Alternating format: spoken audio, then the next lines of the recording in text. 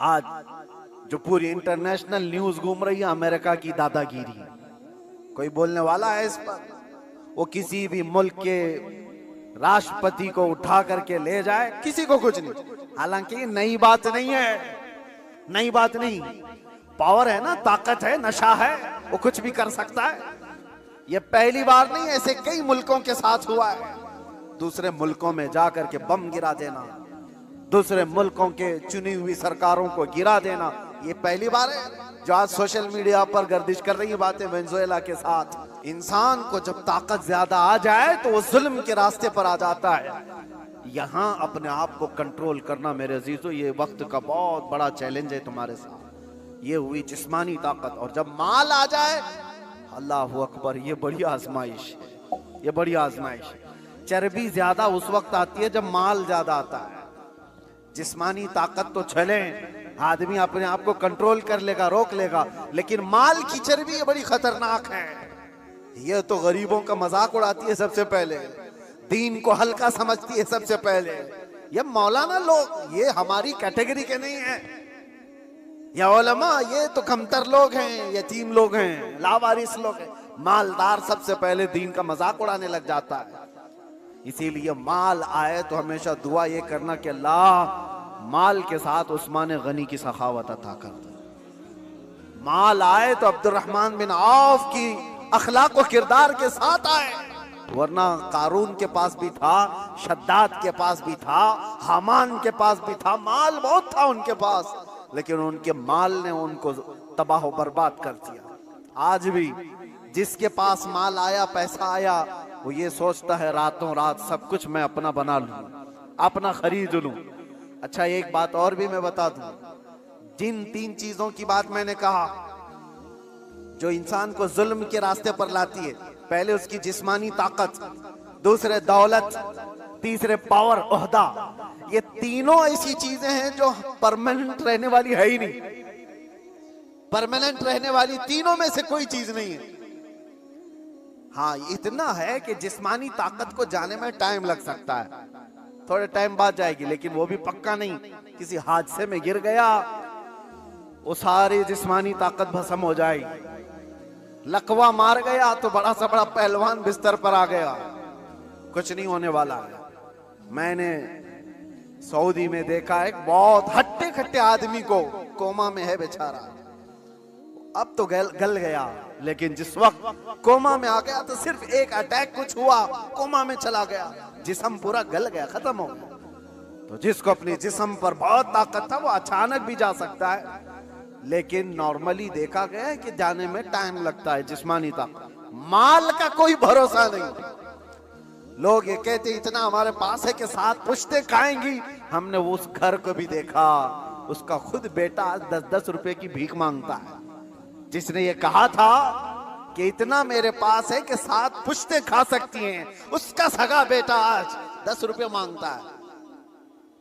ये माल को जाने में ज्यादा वक्त नहीं। तीसरा पावर, पावर और मनसब। जो लोग आज बैठे हुए हैं उनको लगता है कि सब कुछ हम अपनी कुर्सी से कर लेंगे। तुम्हारी कुर्सी को हिलने में देर नहीं लगता। तुम्हारा जुल्म जो है ये दीमक है जो इस कुर्सी को खाकर खत्म कर देगा। जुल्म कुर्सी पर बैठा हुआ आदमी जब करता है, माल वाला और कुर्सी वाला दोनों, ये वक्त के साथ ऐसे तेज बहते हैं कि उनको अंदाजा नहीं होता। उन्हें पता नहीं उनके जुल्म के शिकार मजलूमीन की आहें अल्लाह तक जा रही हैं। रब तबारक व तआला कुरान में फरमाता है कि अल्लाह तबारक व तआला इनके कामों से बेखबर नहीं। जो लोग पीड़ित हैं, जुल्म के निशाना बने हुए हैं, तो क्या इनको इंसाफ नहीं मिलेगा? दुनिया की अदालत इंसाफ ना दे, अल्लाह की अदालत तो है जो इंसाफ अता करे। जालिम दुनिया में भी भुगतेगा और आखिरत में उसका दर्दनाक अंजाम है, दर्दनाक अंजाम। फिरौन के साथ क्या हुआ, नमरूद के साथ क्या हुआ? अरे एक मच्छर से हिलाक हो गए। फिरौन पानी में गर्क कर तबाह हो गया, गर्क होकर तबाह हो गया। अबू जहल को 2 छोटे बच्चों ने मार के गिरा दिया। जो ताकत और माल का नशा था जिसको, आज हालात ऐसे मेरे अजीजों, ये 2 तरह का जुल्म बहुत बढ़ गया है, माल का और पावर का। आज जो पूरी इंटरनेशनल न्यूज घूम रही है अमेरिका की दादागिरी। कोई बोलने वाला है इस पर? वो किसी भी मुल्क के राष्ट्रपति को उठा करके ले जाए, किसी को कुछ नहीं। हालांकि नई बात नहीं है, नई बात नहीं। पावर है ना, ताकत है, नशा है, वो कुछ भी कर सकता है। ये पहली बार नहीं, ऐसे कई मुल्कों के साथ हुआ है। दूसरे मुल्कों में जाकर के बम गिरा देना, दूसरे मुल्कों के चुनी हुई सरकारों को गिरा देना, ये पहली बार है। जो आज सोशल मीडिया पर गर्दिश कर रही है बातें, वेनेजुएला के साथ ऐसा हुआ वैसा हुआ। अरे खुद यहाँ हमारे मुल्क में जब मुंबई पर अटैक हुए थे, हमले हुए थे, आपको पता होगा, काफी साल पुरानी बात, ताज पर और ये वीटी में जो हमले हुए थे, उस वक्त पकड़ करके एक अजमल कसाब को तो बहुत घुमाया गया है न्यूज में। लेकिन आपको पता है एक मास्टरमाइंड और भी था, डेविड नाम का, और उसको गिरफ्तार भी किया गया। लेकिन अमेरिका की फौज आकर उसको रातों रात यहां से लेकर अमेरिका चली गई, और ये कह करके कि इसका मुकदमा हम चलाएंगे। दादा है साहब, हमारे मुल्क का मुजरिम है, हमारे मुल्क में फसाद किया, लेकिन कानून उनका चलेगा। ये क्या है? ये पावर का इस्तेमाल। दुनिया यही चीज देखती है आज, जिसकी लाठी उसकी भैंस कहा जाता है। ये मुहावरा यही है, ताकत का ऐसा इस्तेमाल। और ये लोग दुनिया को इंसानियत का दर्ज दे रहे हैं, ह्यूमन राइट्स बनाए हुए बैठे हैं। इंसानों के अकदार ये सिखाएंगे हमें जो दुनिया को जुल्म से हाँकते हैं। मेरे अजीजों, एक बात याद रखो, अल्लाह के नबी सल्लल्लाहु तआला अलैहि वसल्लम ने अगर फरमाया कि जुल्म को अल्लाह पसंद नहीं करता, तो रसूलुल्लाह ने अपनी जिंदगी से करके दिखाया है। यह नहीं है कि तकरीरों में कहा है या कोई स्टेटमेंट है। यह दुनिया के यूएनए का एक स्टेटमेंट होगा, अमेरिका का, यूरोप का स्टेटमेंट होगा कि ह्यूमन राइट्स के खिलाफ कोई भी कुछ करेगा तो हम उसको पकड़ेंगे, मारेंगे। जुल्म के खिलाफ हम बोलेंगे, हम पीस चाहते हैं। ये सब ढकोसले हैं, जुमलेबाजियां हैं। लेकिन सब उनके खुद के अमल की बात आए तो कोई इसमें खरा नहीं है, कोई पक्का नहीं है।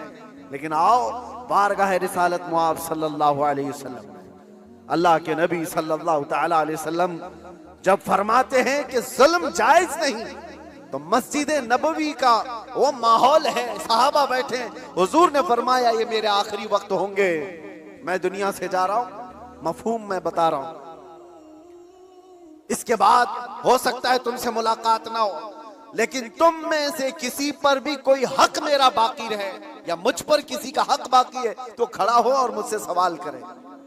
हुजूर ने फरमाया, और एक साहबी खड़े हो गए, कहा या रसूलुल्लाह आप पर मेरा एक हक है।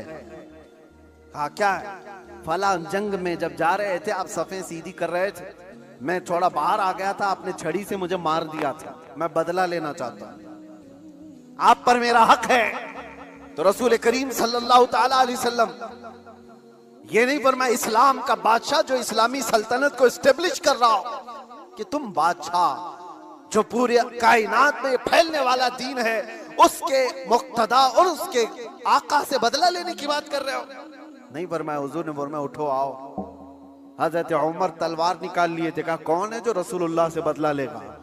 हुजूर ने फरमाया उमर तलवार नीची करो, या अदालत की महफिल है, ये इस्लाम है, या अल्लाह तबारक व तआला की मंशा के मुताबिक चलेगा, ना कि पावर के मुताबिक।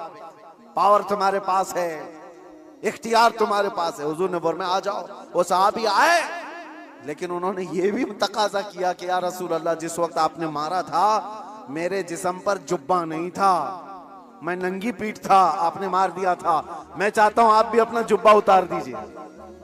हुजूर पाक सल्लल्लाहु अलैहि वसल्लम ने उस वक्त अपना जुब्बा उतार दिया बगैर कुछ कहे।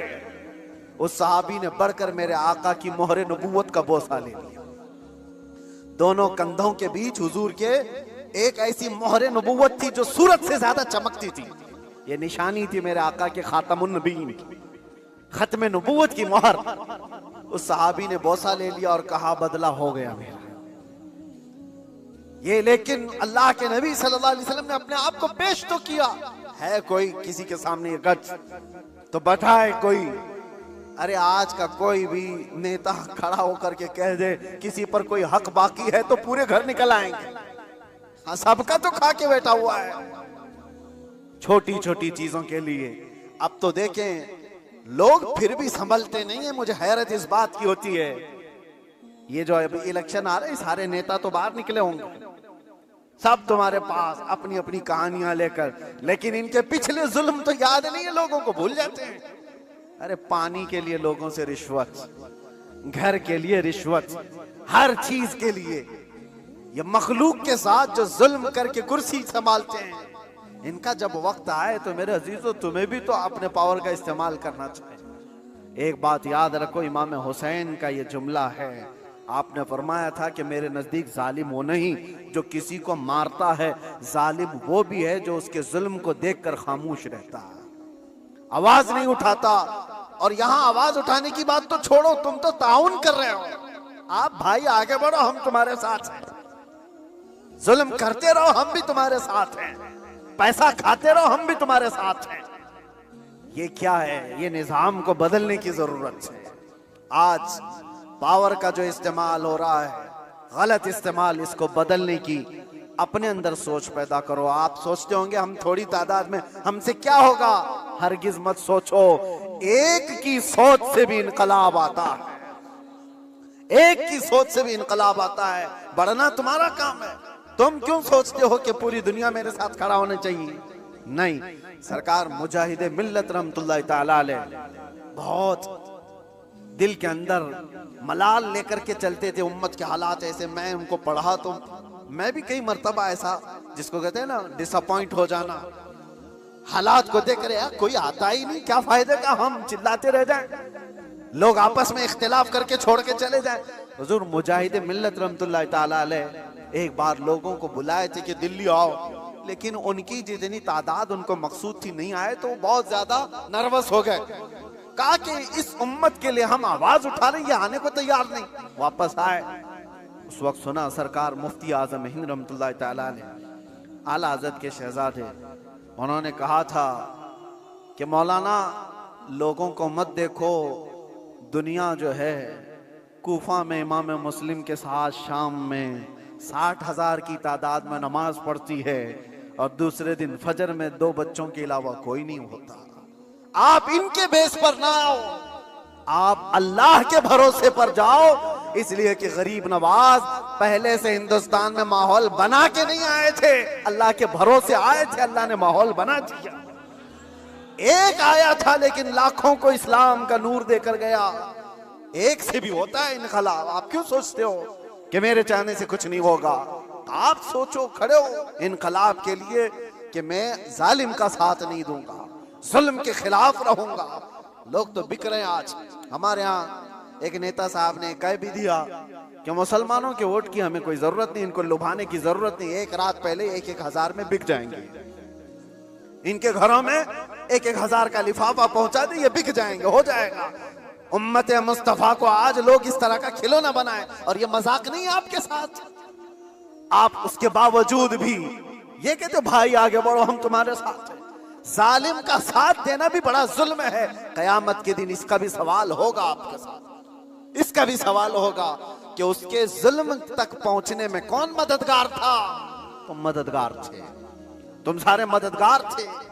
इसकी पकड़ होगी। इसीलिए मेरे अजीजों, हो तो इंसाफ के साथ, नहीं तो मेरे आका ने जो फरमाया, एक जमाना ऐसा आएगा कि लोग वही ईमान बचा पाएंगे जो अपने घर में टाट के कपड़े की तरह पड़े रहेंगे, वही लोग अपना ईमान बचा पाएंगे। आज वो हालात हमें दिख रहे हैं। कहां जाएं खुदा बंदा, ये तेरे सादा दिल बंदे किधर जाएं कि दुर्वेशी भी अय्यारी है, सुल्तानी भी मक्कारी है। आज वो हालात आ गए। अजीजा ने गिराम वकार, खुलासा कलाम मेरा ये है, अल्लाह ताला ने जुल्म को सख्त नापसंद फरमाया, जुल्म को सख्त नापसंद फरमाया। आज जो पूरी दुनिया पावर का और माल का जुल्म कर रही है, ये हमारे लिए नया नहीं है, लेकिन हम जूझ रहे हैं। इंतजार करो, हर जुल्म के बाद अल्लाह तबारक व तआला एक नई सुबह तुलू फरमाता है। जालिमों का वक्त जाएगा, उसको जाना है। कुरान कहता है वकुल जाअल हक व ज़हक़ल बातिल, आप फरमाते हैं महबूब हक आया और बातिल मिट गया। इन्नल बातिल काना ज़हूका, और बातिल को तो मिटना ही है, मिटना ही है, जालिम को तो जाना ही है। वक्त आएगा हर एक का। इसीलिए मैंने वो जुमला कहा था जिसकी वजह से मुझे बड़ी सख्त सजा हो गई, कुछ देर की खामोशी। इसीलिए कहा था कुछ देर की खामोशी। ये जुल्म जितना भी होगा, अंधेरा हमेशा नहीं रहता, सुबह रोशन होगी। चांद को गहन हमेशा नहीं लगता, छट जाता है फिर वो चमकता है। ये उम्मत मोहम्मदिया है, आज खिजा रसीदा है, हालात खराब हुए हैं, लेकिन ये हमेशा के नहीं है। ये हालात छटेंगे और उम्मत मोहम्मदिया का वकार वापस आएगा।